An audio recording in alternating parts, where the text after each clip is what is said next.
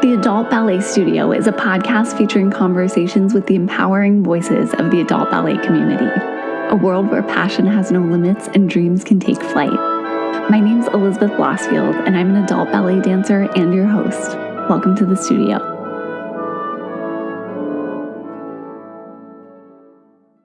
Happy Tuesday, everybody, and welcome back to the Adult Ballet Studio.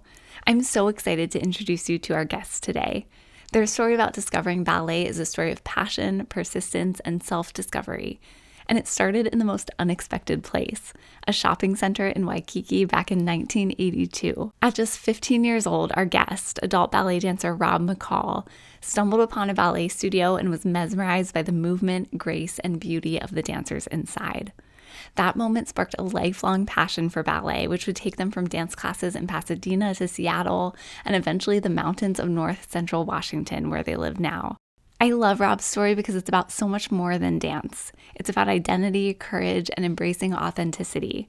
They shared with me how ballet helped them discover and express their identity and taught them that they can still challenge themselves and learn new things in adulthood. They also shared that they found community in the ballet studio, which is one of my favorite things about adult ballet. It's such a warm and supportive community. From stepping into a ballet class for the first time to performing on stage as an adult, to even taking the remarkable step of going on pointe at age 58, Rob is truly a testament to the beauty that comes from following your heart and your passions. I'm so honored to welcome them to the podcast, and I can't wait for you to hear what they have to say. Check it out.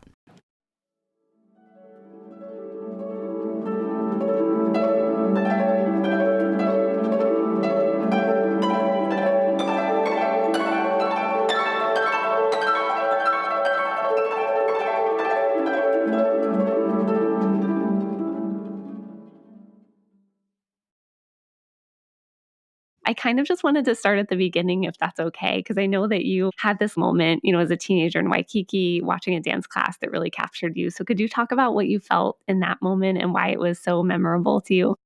Sure, absolutely. Be happy to. Yeah, it was definitely one of those moments where curiosity got the best of me. Literally, just like walking down the street, I heard music coming from this dance studio. And I really just thought to myself, gee, what's going on in there? I'm just kind of curious. And I walked upstairs to the studio and was just instantly captivated by what was going on. And I must have been staring through the window for, 15, 20 minutes when the teacher finally recognized me and came over on a break. And she asked me questions of like, have you danced ballet before? Are you interested? And I said, no, absolutely. I have not ever even, considered it. And she said, oh, well, if you'd like, you can come on in and you can help out during the class. And I was just, why not? Okay, I've got nothing better to do. And so I walked in. She said, okay, we'll just stand here in the middle of the floor and each girl will just promenade over and stand up on point and you can help brace them and support them. And I'm like, okay, sounds great to me. Let's do this. And so each girl came over and I saw myself in the mirror and was like, my gosh, I think I've just found a new passion in my life that I think needs exploring. In that one, like, lightning bolt moment, ballet found me. Unbeknownst to me, I had no idea, but wow. I knew right then and there that when I got home from vacation, I needed to find out more about this. I was just like, wow, I just want to surround myself with all of this. Just everything there is to know about ballet, how the movement is, the artfulness, the gracefulness, and all of that, including the costuming, the dancewear, everything. I love that story so much. It's so inspiring for so many reasons because ballet is such an incredible art form, and you can tell that you were really drawn in by the beautiful lines it creates, the movements, the music. And, it's something that's echoed on this podcast over and over that ballet found me. I think, especially with arts-based disciplines like this, it's such a calling that I feel like that really is how it is. It just kind of finds you and you realize that you want it to be a part of your life. Yeah. I know. So you took some first steps toward ballet back home in Pasadena. And you Mhm. mentioned kind of at that point in your life feeling like you needed to maybe keep it a secret. You weren't ready to fully explore yourself as a ballet dancer. So can you talk about that struggle and how you sort of overcame the mental blocks that you were facing with ballet at the very beginning? Yeah. So, I was definitely on a mission when I got home to find out, gee, where can I take classes? What can I do?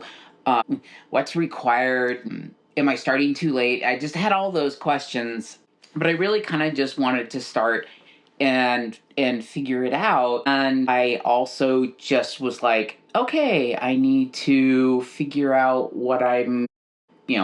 what's required. What do I need to wear? And I found a local great little dance store called the Red Shoes right there in Pasadena. And the owner and her daughter both immediately just welcomed me with open arms and said, sure, come on in. Here's what you need. Here's some local studios you might want to check out. Only being 15 at the time and not having my driver's license, I could only kind of go within a certain amount radius that I could bicycle or walk. But I did find some nearby. And lo and behold, as I kind of told my parents about this, of like, oh, this is really what I'd like to do, the suggestion or notion of, well, maybe that's not what you really should be doing, that rang the bell initially of, yeah, maybe I should kind of keep this under wraps. I didn't want to, but I was also just deathly afraid of what other people might think. I attended an all boys high school at the time, and I just like, gosh, I don't want to be bullied by this. So, but I knew down deep, this is something I still needed to pursue somehow. It just had, seeped into my veins. And so I did try, I just took classes where I could just to kind of get the experience and just to kind of get the feeling of what I first saw in that studio back in Waikiki. And I did. It wasn't as I couldn't pursue it as normally as I would like to or consistently. So it's just it was a difficult, that burden of feeling different and feeling, like, oh, this is, people are going to talk and all this kind of stuff really, dampened my spirit, so to speak. But I think lo and behold, because that energy and that spirit was still there, I waited until, I took some classes during college. In fact, part of my communications major was a dance class, and that was a lot of fun. But again, it was kind of like, all right, I had to do it because, it was part of my major. I had a blast, enjoyed it, but when I finally took it kind of more seriously, it was actually a community college class offered through PCC, through Pasadena City College. And I'm like, all right, I've just got to do this because it's been calling. And I had a blast. I did like at least 2 or 3 semesters of it and just enjoyed every minute of it. Still have great memories to this day. Learned all that was definitely the first part of like feeling like I really starting to gain some of the foundations, some of the terms, different terminologies, choreography, and all that kind of stuff. So that kind of helped lay some of that groundwork. Then, life kind of took over.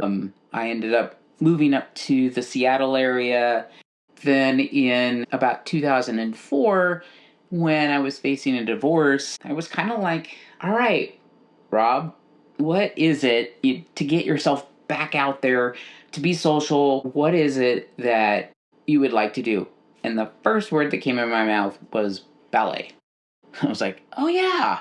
Yeah, that's right. I love that. I need to just get out there and be social. And so in the area that I was at, I looked around for some different studios and found one conveniently close by that was run by Marco Carrabba, who was an accomplished ballet dancer with the Pacific Northwest Ballet, and he studied in New York, and just was amazing, and immediately was like, yeah, come on in. This is great. We would love to have you.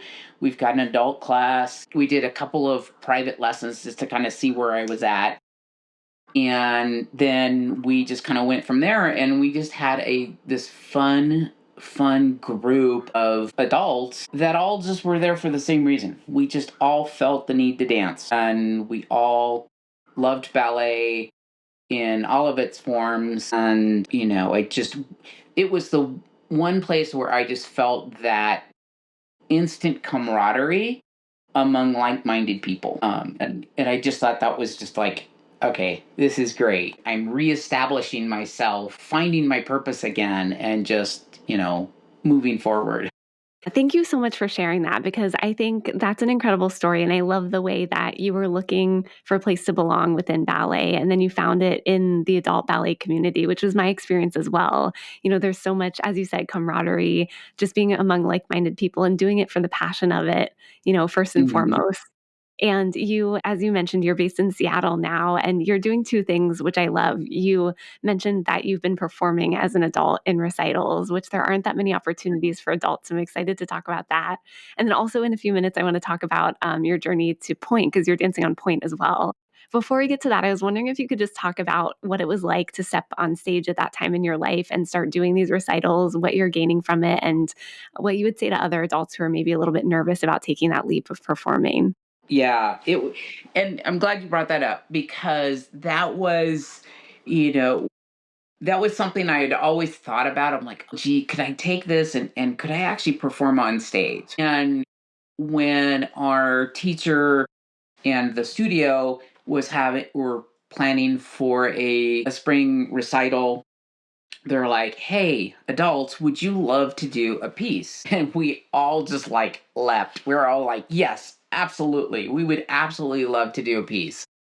This would be fantastic. And so we started out and rehearsed it and did this great little combination with, I think there was about 7 of us. And I remember distinctly when I got on stage after rehearsals, we're doing this, it's live. And I remember all up to that, I wasn't nervous at all. I'm like, no, no, I'm fine. The moment I heard the first chord of music, I'm like, my ankles just kind of went a little weak. And I'm like, uh-oh. But the It became first, real. yeah, I'm like, okay, reality just hit. And at the same time, as soon as I took my first step, I'm like, okay, now I've got my footing. This is good. And the next thought that crossed my brain was, you can't be nervous. You shouldn't be nervous. You're up here. They're not going to know one way or another if you flub up a little bit, as long as you just keep smiling, dancing, holding yourself properly. And also, the overwhelming thought I had at the time was, what are other people going to think? The thought that I had to myself at the time was, they're going to go, wow, look at that guy. He's up there having a great time and he's just performing. And I'm like, that gave me so much more internal confidence to be able to go in and fully dance and have fun. And so that just was such an amazing gift to be able to get there, get all the way through the piece, and you hear the applause, like you're absolutely sky high. I mean, it felt so tremendous. And I think that would be my advice to anyone considering wanting to go on do a recital is just go out there and have fun. Number one, you're doing it because it's your passion and it's just something in you. Number two, they're not going to know. Even if you had a major flip, they're still going to love you. They're still going to applaud. They're still going to smile. Just go and do the best you can. And it doesn't really even at the end of the day, it doesn't matter what other people think. As long as you're out there and you're doing it, do it because it'll pay such dividends in the long run. So yeah, there's always that little bit of fright, that little bit of stage fright, but if you can capture that and kind of use that as to help motivate you, it was great. And I always kind of like whenever I'm approaching something that's like this might be a little difficult or this might be a little uncomfortable, I just kind of remember back to that and go, all right, well, you can do the best you can, and that's what we can hope for.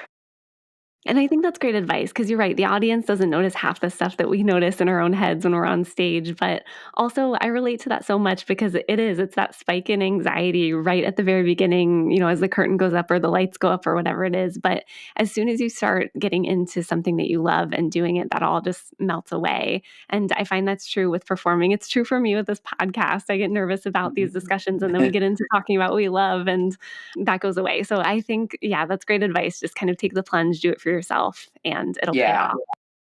Yeah. And I know you also mentioned that you started point work in your 50s, which is an incredible milestone in ballet. I know point work is so hard. So, what's been the most rewarding and challenging parts about that for you?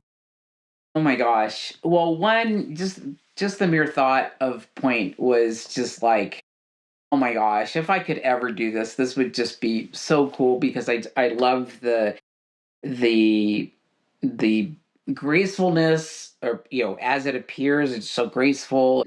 It was definitely one of those kind of personal milestones that I'm like, could I do this? And when I talked to my teacher about it, she was like, oh, absolutely. We'll get you to the point where you're more strong, your ankles are ready. And I'm like, all right, let's do this. Let's do it. And she helped me figure out what shoes to get, based on size, based on my strength and stuff like that. And one of the things that I discovered too was moldable toe pads are amazing for adults. I'm not sure if your audience or anybody's aware of these, but they're like a dental impression, but they're made as a toe pad that goes inside the point shoe. And especially for an older adult, wow, do they make a difference? I mean, I've tried the regular pads and stuff, but because it's molded to your foot, everything is just like perfect. I'm like, okay, these things are so helpful because now I feel like with the proper shoe and shank, I can actually get through an entire point class and my feet don't hurt. That's a great tip. Yeah, for any of our listeners who are interested in going on point, definitely check those out. Yeah, definitely. I think it's I think I had saved the Perfect Fit is the name of the toe pads. I'll send you the link. Perfect fit. Yeah, that'd be great. Yeah, if you send me the link, I'll include it in the show notes and anyone, who wants to check it out. That's Great. great. And speaking of dancewear, I know earlier in our conversation we were talking about some of your hesitation about starting ballet as a young boy. And I think this isn't something that we've talked about a lot on this podcast. So I was really grateful that you were willing to share that part of your journey because I think, there is, ballet has been such a stereotypically feminine art form for so long. And it really didn't start that way in Europe. It started as a male dominated art form and then kind of evolved from there. So I think there is unfortunately still kind of a stigma when boys or adult men want to join ballet. And I can imagine that takes, a mental toll. But you mentioned to me not only that part of your journey, but also dancewear and costumes and how that became a significant part of your finding your identity in ballet. So, can you Mhm. talk about how exploring that aspect of ballet kind of helped connect you with your gender identity? And how did it feel to find such acceptance and freedom in the dance studio with that? It definitely, like I said early on, when I was, initially struck with this amazing feeling, overwhelming feeling about I wanted to discover everything about ballet. One of the main things was I loved seeing how leotards and tights just formed to the body. It brought the art form to life and how it just sculpted the body. That was also just an overwhelmingly driving force to discover what would that feel like and what does that feel like to me? Do is that something that I even would like to consider trying on? And I was like, yeah, I think I would. And one of the great aspects of finding community at the Red Shoes dance store was again so welcoming by Alice and her daughter Cynthia. They were like, yeah, come on in. This is open. You can try on anything you want. And Yeah. they would offer, or like, this might look really cool on you, or you might really love this, and they would bring me different leotards, different costumes, and welcome me and say, that looks really cute on you. That looks great. And I just felt like I had just gained a superpower. Yeah. that this was like, okay, this is my hidden superpower. And so that always just drove me forward in my dance career, if you can call it that, my journey here. And I know when I finally had taken class at my first foundation class there at PCC, I just dressed kind of normally what other guys in the class would wear, and just tights and t-shirts and stuff like that. But really, when I was breaking out, and after I had been to my studio with Marco Corraba, I had discovered another studio in Seattle near the U District that was run through the University of Washington's extension program. Aptly named, it was featured at the Adult Ballet Studio. And they had adult only classes throughout the week in all different levels. And it was fantastic. It set up just like you would expect any great ballet studio. It had a pianist. And so we had live music. Again, the most welcoming teachers. In fact, one in particular, Kristen, she was just great. And I was probably into it for about 6 months or so. And I asked her, and she's like, absolutely, wear what you want to wear, whatever you're comfortable with. I think it was my birthday, and I was actually taking class on my birthday. And I'm like, okay, I'm just gonna go for it and just wear some, a pink tights and, a black leotard, just to kind of like the classic look. And I show up to class, and everyone was like, wow, Rob, that's amazing. You look fantastic. And going into class and just having that knowledge and that feeling was incredible. And then being able to move, it felt different. It felt better. It felt like I'm home. All of those feelings just kind of clicked into place, and it was incredible. I was like, I'd never done that, and being able to experience the movements that I was used to so far, dressed in more feminine attire, and that was just amazing, and I loved every minute of it. Thank you for sharing that. That's such an important experience. And I love the way that you describe ballet as your superpower and that it felt like coming home when you finally were able to really connect with yourself in a dance studio. I think that's so important. And I want that for everyone. I do want to call out one thing that you said. You mentioned you don't know if you can call it a dance career, but I think you call it that. You're performing, you've dedicated so much of your life to this art form. It's much more than a hobby. So I think it is your dance career. And I'm really happy to be talking to you about this journey. And I know you also mentioned to me that you've been really inspired by, I hope I pronounce this correctly, Le Ballet Trocadero de Monte Carlo, which is an Yeah. all-male drag ballet troupe. And they sort of parody the conventions of romantic and classical ballet. So What did it mean for you to see them sort of embrace both masculinity and femininity on stage? And how has that sort of influenced your approach to your own dancing?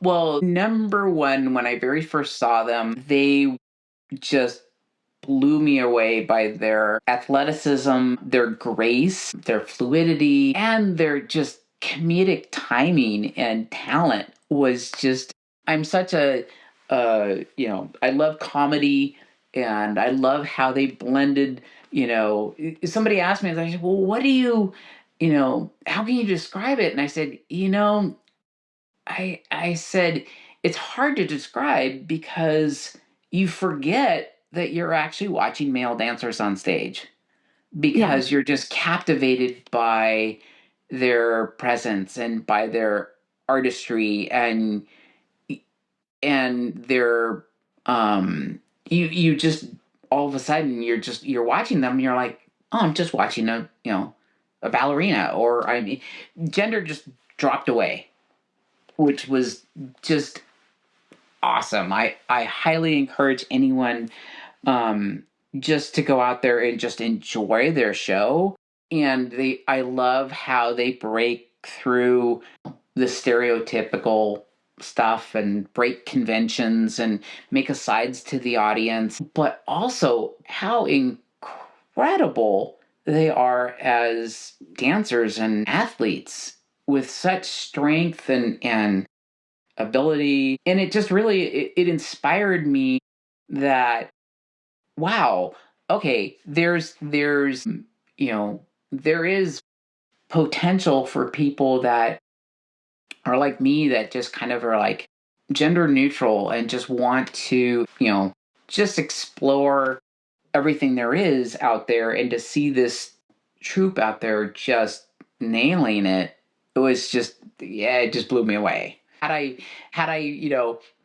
the had I discovered them earlier in my younger adult life, I'd be like, hey, I want to go try out for them. Yeah, totally. And I think it's so inspiring the way that they're, as you said, breaking these boundaries and sort of paving the way for more inclusivity in ballet. And they inspired you, and now you're, engaging with ballet and sharing your story. So you're passing that on and doing the same thing. And I know that you've taken on a lot of new roles as well in your adult ballet journey. One of them is that you joined the board for the Children's Dance Theater in Seattle. Mhm. So, what has that experience been like, and what sort of led you to that opportunity? Actually, it's the Children's Dance Theater here in North Central Washington of Okanogan Okay. County. And my teacher, Lori Wilson, actually runs her studio, and she also runs the Children's Dance Theater. And so she asked me, she's like, I would love to have you on as our board member and to be able to bring your perspective to our studio, as well as especially to our dance program for the kids in the area. And I'm just like, oh, absolutely. I would love to, because I just, again, I love to surround myself with just everything that the dance world can offer, and I love to share my perspectives, with our other board members and help kind of plan out our different programs and stuff going forward. So it's been a fun opportunity, and it also provided me this last spring to be able to do a little, again, performing on my own, a non-dance role, but I was still able to play and have fun up on stage, which was great. That sounds like a really rewarding experience all around. So that's cool that you've been able to find that opportunity. And what are your future goals in ballet? You've accomplished so much so far. So, what are you looking to do next? I would love to definitely dance more and perform more on stage. One of the things that I feel like I've missed out in my career so far is partnering. I had that very first experience, the very first time in Waikiki, to be able to partner with somebody. Going forward, it would just be to continue dancing, to continue movement. I think it's just so vital and so great. One of the things that I come away with anytime that I'm in class is, and the thing that I love that just keeps me going is, I get into class and that's the only thing I think about. It's meditative. It's just everything falls away. Whatever's going on in the world, it's gone. It's just me, movement, even if it's you're like, gosh, I'm not quite perfecting that, or gee, I'm tired, or, something's not quite going right. It doesn't matter because you still get that chance to move and to be graceful, have fun. Again, that camaraderie, even if it's just, like right now I'm doing a lot more private lessons, but Lori and I have this great relationship, and we still have this amazing camaraderie, and she helps me so much in terms of realizing my potential moving forward. Also, the thing that I've also learned about it too is I'm much more of a visual learner than I yes, I can read a textbook, I can read things, but if I can see it, then that's where I can really help excel. And even if, down to like the little nuances and stuff like that. So it's really helped me, and I just feel continuing to get to know my body better and kind of have that communication with your muscles, and you know developing your lines and all that kind of stuff. Yeah, as I kind of you know continue on, those are definitely be my things that I want to kind of focus on, and more of it is like, yeah, I'm not quite sure. Whatever happens, I'm there for it. And I've been so grateful that moving out to, basically I'm in the mountains, and but finding ballet community nearby has been so incredibly helpful, and it's just, yeah, it's been wonderful. I love that piece of your story too, because I know for the longest time, especially with adult ballet, it was hard to find outside of the big metro areas, a studio that supported adult dancers. And it's really cool to me that you've had the most inspiring instructors at the Red Shoes, I think you said, the dancewear studio. They were really supportive. And even, where you are now, that makes me think that things are changing a lot. And I think that makes a huge difference. And I know you mentioned at the beginning, when you first came back to ballet in adulthood, feeling like, am I too old to start ballet? Which I think is a common sentiment. How has that changed for you now? How have you sort of challenged that notion? And what do you hope that others gain from hearing your story about studying ballet as an adult? Yes, I definitely had that. All that self doubt you toss into your head, and now what I've found is it's motivated me to stay fit, to understand that movement is essential in my life, and that trying to challenge yourself, like things that I never thought possible, I'm able to do. And I never thought that, you know, again, I'd be able to stand up on point and balance. Like, if somebody had told me that, years ago, I'd be like, yeah, right. Yeah, and um, you're doing it. and I'm doing it. And even like different regular, like combinations. And when I first see them, I'm like, oh, yeah, there's no way I can, either leap or turn or that kind of stuff. And turns are always challenging, but it's like when you get those little nuggets, those little pieces of information that just kind of click into place at the right time, then you're like, oh, wait, I just found out the magic key to this, or that works for me to be able to do chaîné turns across the floor, or you know and not feel like you're getting dizzy and you're gonna, toss your cookies.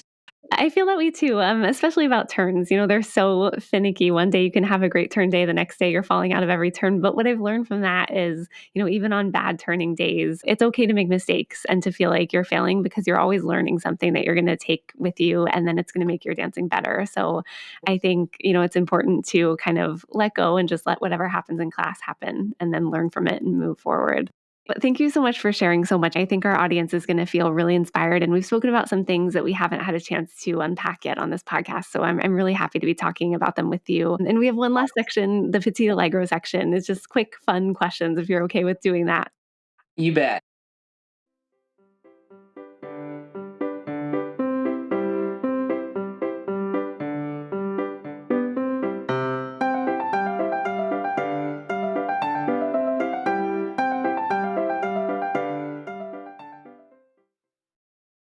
Well, we talked a lot about dance wear. So I guess to start off, I'm curious, what's your favorite piece of dance wear for either in class or on stage?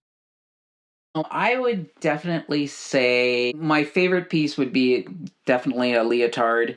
Even a fashion style leotard. I love some of the brands like Jewel Dancewear, Cloud and Victory, just make amazingly supportive dancewear. And as far as costumes, nothing beats an amazing bodice, leotard with the, shimmering tutu and stuff like that. It's just like, this is amazing. Yes, of course, it's so classic ballet. That's great. Exactly. What's one thing that you have to have in your dance bag at every class or rehearsal? Oh, water, definitely. Essential. it's You it's definitely need that. essential. Yeah, that and now the moldable toe pads. Those are definitely essential. Is there a particular ballet that you would love to perform in at some point? Yes, I would love to be able to do Giselle. I think would be an amazing. It just that is such a beautiful storied ballet, and it just has so many different nuances, and yeah, that would be fantastic. That's a gorgeous ballet, one of my favorites for sure. And then the last question I always ask everybody, in a perfect world, what would ballet look like? I would love to see ballet be as open and inclusive as it's anything. I would love to be able to see it break through all gender norms, and still have the basic structure and foundation of ballet, but to be able to add new dimensions to it. I think it's ripe for the art form to grow and just have some amazing just potential where, like what the Crocs are doing, gender is just evaporated away, and it's just bodies in motion, and expressing themselves in you know whatever the emotions are and stuff like that. So I just really would love to see that type of movement and growth, and just to be able to see that move forward to be unconventional. I agree. Yeah. And I love asking this question because everybody has a different answer that's so unique and it's all such an important part of this conversation. So, thank you so much for spending so much time with me and sharing your story. And thank you for all of the work that you're doing in ballet as well to move it forward. And just the last question, where can people find you if they're interested in connecting with you, on social media?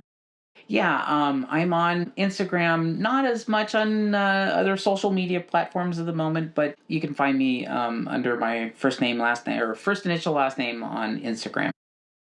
That's great. Yeah, we'll include that in the show notes as well. And you're so inspiring. I love talking to you. I'm so happy that we met. And I really appreciate you coming on the podcast. Thank you so much. I really appreciate it too, and so happy to share my story. So I really appreciate the time. I loved speaking with Rob so much. We met through social media, and when they reached out to tell me their story, I just knew it needed to be shared. I'm so happy they were so open with us on this podcast because they said some things about courage, identity, and persistence that we all need to hear wherever we are in our pursuit of ballet. I'll include links to connect with them on Instagram in the show notes, and you can always find me on social media as well at eblosfield, or send me an email at theadultballetstudio@gmail.com. I also wanted to tell you that the Adult Ballet Studio podcast is now on YouTube. You can find all previous episodes as well as new ones and short video clips from these interviews on my profile at eblosfield91. I hope you'll check it out. Thanks to Rob for taking the time to speak with me, and thanks to all of you for tuning in this month. Be sure to subscribe to this podcast and leave us a review and rating if you like what you hear. And tune in next month on March 4th for another special guest. In the meantime, happy dancing, everybody, and see you at the bar.